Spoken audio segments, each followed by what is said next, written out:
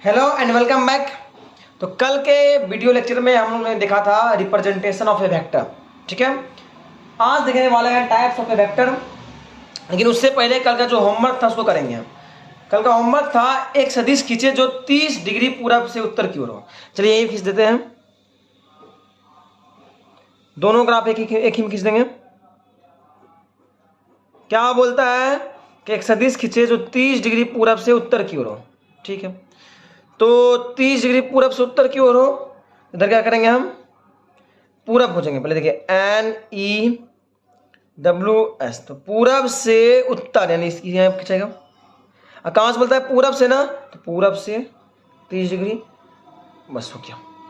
Line लंबाई दिया हुआ नहीं तो जाते रहेगा ही। एक सदिश खींचे जो 40 डिग्री पश्चिम से दक्षिण हो। पश्चिम ये रहा, दक्षिण ये रहा, पश्चिम से दक्षिण, दक्षिण यानी इधर खींचिए। कितना बोल रहा है, पश्चिम से, तो पश्चिम से 40 डिग्री बन गया। आगे हम लोग आज का जो टॉपिक है वो है types of A vector. Okay, क्या है, टाइप्स ऑफ ए वेक्टर। समझते जाते हैं ये टाइप्स ऑफ ए वेक्टर क्या है। ओके, तो ये जो टॉपिक है इसमें हम जानने वाले हैं वेक्टर के प्रकार के बारे में। सबसे पहला प्रकार है नल वेक्टर। नल वेक्टर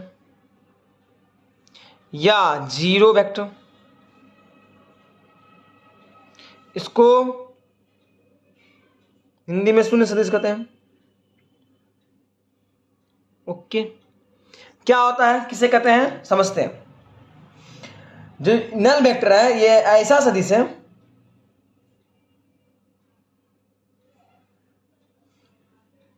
जिसका परिमाण शून्य होता है।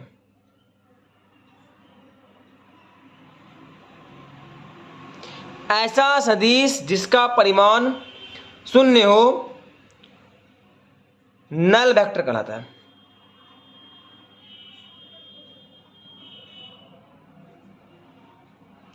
ठीक है, मतलब परिमाण यानी लंबाई, मैग्नीट्यूड क्या होगा, जीरो होगा।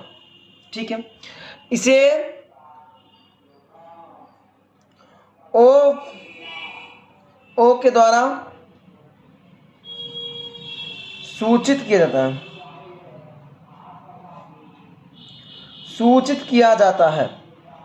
अब बात यहां दिक्कत का ये है कि नल वेक्टर को शून्य सदिश कहते हैं, लेकिन आप एक बात सोचिए कि ऐसा कैसे इसको दर्शाएंगे, किस लाइन सेगमेंट से, या कैसे इसको दिखाएंगे कि ये एक शून्य सदिश है।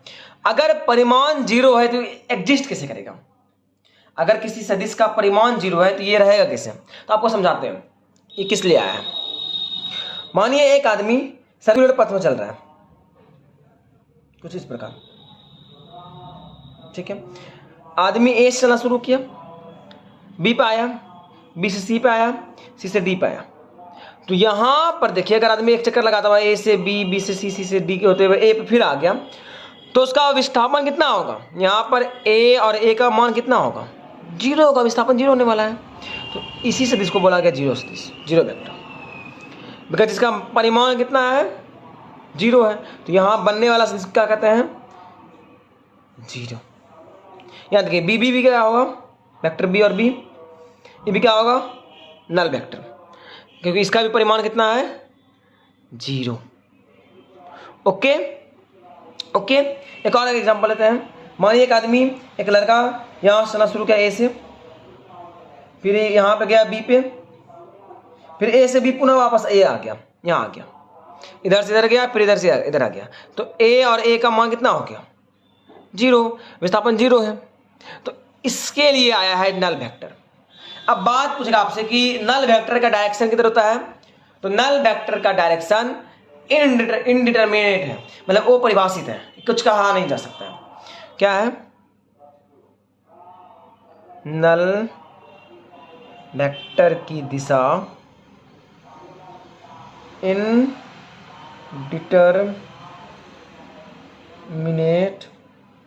है, मतलब इसके बारे में कुछ कहा नहीं जा सकता है, इनडिटरमिनेट है। ओके, आगे चलते हैं। नंबर 2 है यूनिट वेक्टर। यूनिट वेक्टर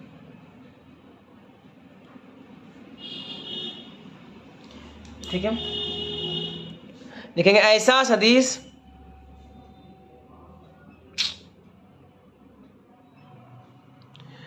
जिसका परिमाण 1 हो। पिछले बार 0 था, इस बार 1 था। इकाई सदिश कहलाता है। इकाई सदिश कहलाता है। इकाई सदिश कहलाता है। ओके, तो यहां समझिएगा थोड़ा सा बात कि मतलब इसका परिमाण कितना होगा, 1 होगा। इसे जो है इसे एक कैप टॉपिक दिशा एक कैप से सूचित किया जाता है।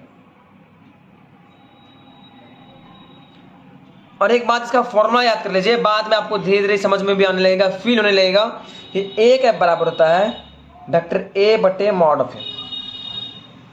ये बात आप इसको लिख लीजिए, नोट कर लीजिए। इस फॉर्मूला का फील आपको कुछ दिनों में वेक्टर पढ़ते पढ़ते आ जाएगा। तो इकाई सदिश क्या है कि जिसका परिमाण 1 हो जाए उसे क्या कहते हैं, इकाई सदिश। इकाई सदिश क्या है, जिसका परिमाण 1 हो जाए उसे क्या कहते हैं, इकाई सदिश। अब देखिए इसका फायदा क्या है। मानिए कि हम किसी से गुना करते हैं, 5 गुना 1 आंसर 5 आने वाला है। 7 गुना 1 आंसर 7 आने वाला है। 1 करोड़ गुना 1 करोड़ आने वाला है। यस या नो? तो जिसको अगर हम किसी को संख्या को 1 से मल्टीप्लाई करते हैं तो आंसर वही आता है, कोई चेंज नहीं आता है। बस हमको फायदा क्या होता है, किसी भी नंबर्स को वेक्टर के दर्शाने के लिए हम क्या करते हैं, इससे मल्टीप्लाई करते हैं। फायदा क्या होता है, इसका न्यूमेरिकल्स वैल्यू बदलता नहीं है और हमको डायरेक्शन मिल जाता है। तो किसी राशि का दिशा जानने के लिए या उसे वेक्टर रूप में लिखने के लिए इकाई सदिश का उपयोग करते हैं। इकाई सदिश का उपयोग करते हैं। ओके, अब आगे चलते हैं। ये हो गया यूनिट वेक्टर, इंटरनल वेक्टर। इसी में एक बात समझिएगा कि थोड़ा सा बात एकदम बहुत ही इंपॉर्टेंट बात, ये जो है फंडामेंटल यूनिट वेक्टर के बारे में। आधारभूत इकाई सदिश क्या होगा इसका हिंदी, आधारभूत इकाई सदिश। ओके, ये क्या होता है समझिएगा बात को, इसको थोड़ा समझते हैं कि दुनिया में कोई भी बिंदु 3 एक्सिस में रह सकता है। ओके, दुनिया में कोई भी बिंदु 3 एक्सिस में रहता है, एक एक्स, एक वाई, एक जेड। इधर मानिए एक्स, इधर वाई, इधर जेड। यस या नो? यस। इसको मान लीजिए ओरिजिन ओ। दुनिया में कोई भी बिंदु 3 अक्ष पर रह सकता है। तो हम किसी भी बिंदु को दर्शाने के लिए हम 3 अक्ष का हेल्प लेंगे ना, तो हम क्या किए, हम तीनों अक्ष का इकाई सदिश मान लिया। एक्स अक्ष का मान लिया हम आई कैप, वाई तरफ को मान लिए जे कैप और जेड तरफ को मान लिए के कैप। ऐसा माना क्या कि एक्स अक्ष का इकाई सदिश को मान लिए आई कैप, वाई को जे कैप और जेड को के कैप, ऐसा मान लिए। तो ऐसा मानने के बाद क्या होगा समझिएगा, क्या किए कि हम क्या देखें, देखिए क्या बोला गया इकाई फंडामेंटल इकाई सदिश में, बोला गया एक्स अक्ष के और के इकाई सदिश यानी o x cap is equal to i cap. Y अक्ष के इकाई और के इकाई सदिश को यानी o y cap is equal to k cap, नहीं जे कैप, आई जे। जेड अक्ष के और के इकाई सदिश बराबर ओ जेड कैप यानी के कैप। ऐसा बोला गया कि एक्स वाई जेड के अक्ष का जो हम बोल रहे हैं इकाई सदिश आई जे कैप मानिए। ओके, और इसी तीनों को क्या बोला गया, आधारभूत इकाई सदिश।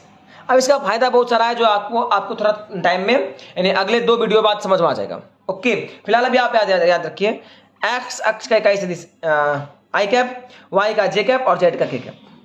ओके, अगला बात जो है एक बात याद रखिएगा, i cap vector is not equal to j cap vector is not equal to k cap vector, but सबका परिमाण बराबर है, सब यूनिट इकाई सदिश है, सब तो इकाई सदिश है। इकाई सदिश होने के कारण इसका परिमाण एक होता है, इसीलिए तीनों का परिमाण सेम है, बट तीनों वेक्टर का भी सेम नहीं है, क्योंकि इस तीनों का दिशा क्या है, अलग अलग, एक इधर जा रहा है, एक इधर जा रहा है, एक इधर जा रहा है, तो दिशा अलग अलग है लेकिन परिमाण क्या है, सेम है, याद रखिएगा। आगे बढ़ सकते हैं नंबर 3 की ओर, कोइनिशियल वेक्टर।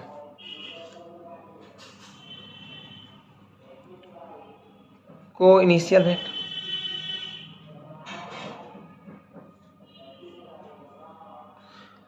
कोइनिशियल वेक्टर क्या होता है, वैसा सदिश, वैसा 2 या 2 से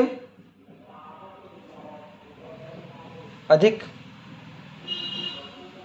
सदिशों का समूह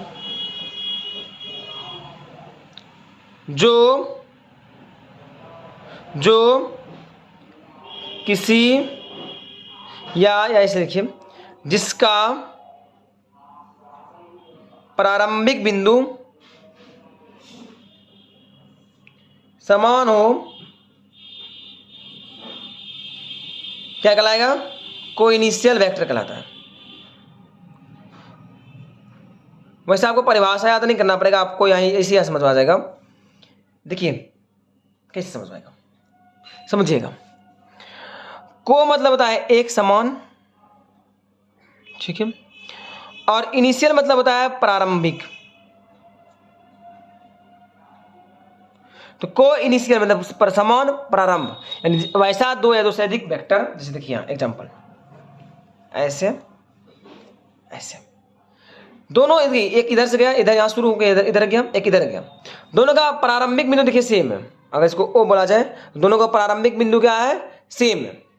तो यहाँ पे इस कंडीशन में ये दोनों वेक्टर है, अगर वेक्टर ए है और ये वेक्टर बी है, तो दोनों वेक्टर क्या है, कोइनिशियल वेक्टर है। क्या है, कोइनिशियल वेक्टर, यानी हम लिखेंगे यहाँ पे ए और बी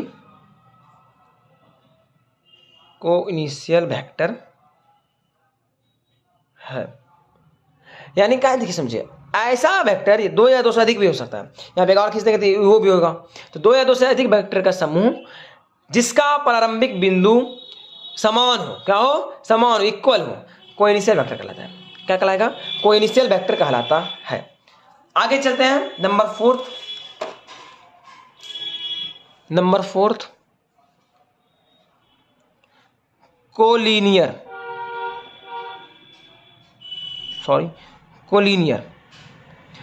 वेक्टर। कोलिनियर वेक्टर क्या होता है, कोलिनियर वेक्टर क्या होता है, फिर से लिखते हैं इसको हम, कोलिनियर वेक्टर। कोलिनियर वेक्टर क्या होता है, कोलिनियर वेक्टर क्या होता है, वैसा 2 या 2 से अधिक सदिश जो एक ही लाइन पे हो। क्या लिख देंगे इसके बारे में,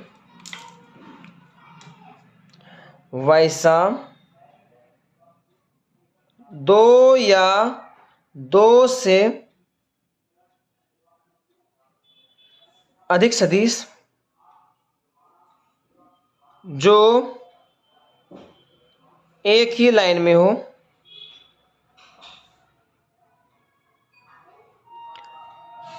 कोलिनियर वेक्टर कहलाता है। वैसा 2 या 2 से अधिक सदिश जो एक ही लाइन में हो, कोलिनियर वेक्टर कहलाता है। एग्जांपल के लिए आप यहां समझिए कि मान लीजिए एक बिंदु ए है और एक बिंदु बी, यहां से इस तरह से गया एक सदिश, इसी का आगे बढ़ाते हैं, एक बिंदु सी मिल गया, यहां इस तरह से गया। तो यहां देखिए ए बी जो एक सदिश है और बी सी जो सदिश है, दोनों क्या है, कोलिनियर है कि दोनों क्या है, एक ही लाइन में, दोनों क्या है, एक ही लाइन में। आगे बढ़ते हैं, कुछ था नहीं इसमें। Number 5 parallel vector. वैसा दो या दो से अधिक सदिश जो एक दूसरे के समांतर हो, जो एक दूसरे के समांतर हो, पैरेलल वेक्टर कहलाता है। ओके, तो वैसा दो या दो से अधिक सदिश जो एक दूसरे के समांतर हो, पैरेलल वेक्टर कहलाता है। ओके, इसका मतलब क्या हो गया कि यहां समझिए, मानिए एक ये है वेक्टर ए बी, एक वेक्टर ये है बी सी, दोनों अगर पैरेलल है तो कैसा वेक्टर होगा, पैरेलल वेक्टर। यहां लिखेंगे ए बी और बी सी पैरेलल वेक्टर है। अब एक छोटा सा बात समझिएगा, कभी कभी कोई बुक, बहुत सारे बुक में कोलिनियर वेक्टर और पैरेलल वेक्टर को एक ही कहा जाता है। इसका रीजन ये है कि इसके बीच का भी एंगल 0 डिग्री, यहाँ या तो 0 या तो 180 डिग्री होगा। तो इसलिए हम लोग क्या सोचते हैं कि दोनों क्या है, एक है। तो कोई बड़ा बात है नहीं, हम कोलिनियर और पैरेलल को एक ही लेके चल सकते हैं। हम इसका डेफिनेशन में ये भी जोड़ सकते हैं कि वैसा दो या दो से अधिक सदिश जो एक ही लाइन में हो या एक दूसरे के समांतर हो, या एक दूसरे के समांतर हो, कोलिनियर वेक्टर कहलाता है। तो कोई बड़ा बात नहीं है, वैसे अलग अलग भी है तो कोई बड़ा बात नहीं है। ओके, आगे देखते हैं। नंबर 6 जो अब यहाँ थोड़ा इंपॉर्टेंट है, इसको याद रखिएगा। नंबर 6 तो याद रखिएगा। नंबर 6 क्या है, इक्वल वेक्टर।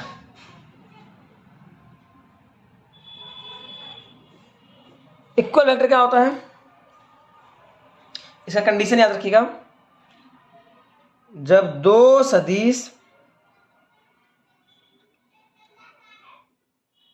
इक्वल वेक्टर होगा तो नंबर एक तो क्या होगा, जब दो सदिश इक्वल वेक्टर होगा तो उसका मैग्नीट्यूड बराबर होगा, और नंबर 2 उसका डायरेक्शन बराबर होगा। उसका मैग्नीट्यूड बराबर होगा और उसका डायरेक्शन बराबर होगा। ये दोनों बात समझ में आ गया। तो आगे बढ़ते हैं। अब समझिए कि इसका मतलब क्या है। जैसे मान लीजिए एक वेक्टर लिए, इस तरह से इधर जा रहा है, इसका मैग्नीट्यूड है 5 मीटर का। ओके, मान लीजिए वेक्टर ए है, और इसी डायरेक्शन में और लिए बी, इसका भी मैग्नीट्यूड 5 है। ध्यान रखेंगे a mod of a is equal to mod of b, दोनों का परिमाण बराबर है, इज इक्वल टू 5। और ए की दिशा, direction of a is equal to b की दिशा। यस या नो? यस। तो क्या होगा, ए एंड बी और इक्वल वेक्टर। कोई दिक्कत है, समझ में आया? आ गया? अभी प्रैक्टिस भी करेंगे, थोड़ा रुकिए, सब्र कीजिए, इसके ऊपर प्रैक्टिस भी करेंगे। Number 7 last type, negative of A vector.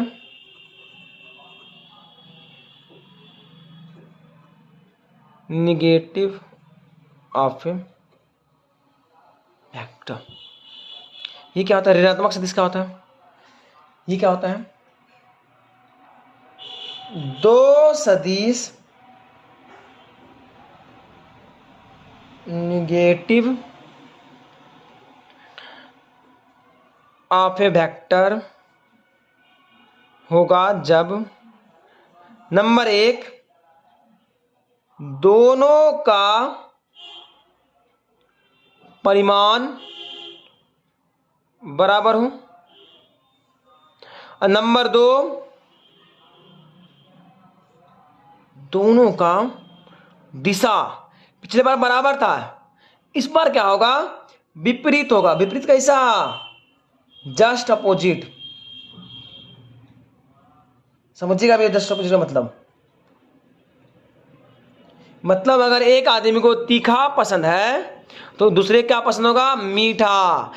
समझ में आ रहा है? मतलब अगर एक आदमी इधर जाएगा दूसरा किधर जाना चाहिए, एकदम इधर, एकदम जस्ट अपोजिट। एक इधर जा रहा है तो एक इधर। ओके, यही बात होना चाहिए, इसी कहते हैं जस्ट अपोजिट। ओके, तो यहाँ समझते हैं। जैसे मान लीजिए एग्जांपल के लिए एक वेक्टर ए है, इसका लंबाई 5 मीटर। एक वेक्टर बी है, इसका लंबाई आल्सो 5 मीटर, बट इसका दिशा इधर है। तो एक देखिए इधर जा रहा है, एक देखिए इधर जा रहा है। तो दोनों में से कौन मतलब कि इक्वल है, कौन निगेटिव है, कौन निगेटिव नहीं है, या फिर है कि नहीं? तो यस, हाँ है। लेकिन परिमाण बराबर है, दिशा उल्टा है। यहाँ लिखेंगे mod of a is equal to mod of b is equal to 5 metre. और ए की दिशा is not equal to b की दिशा, बट हमको दिख रहा है दोनों क्या है, विपरीत है।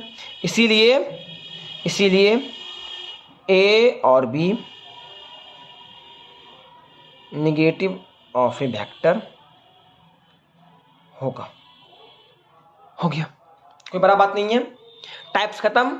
अब हम लोग शुरू करते हैं छोटा सा बात, वो है प्रैक्टिस। ठीक है।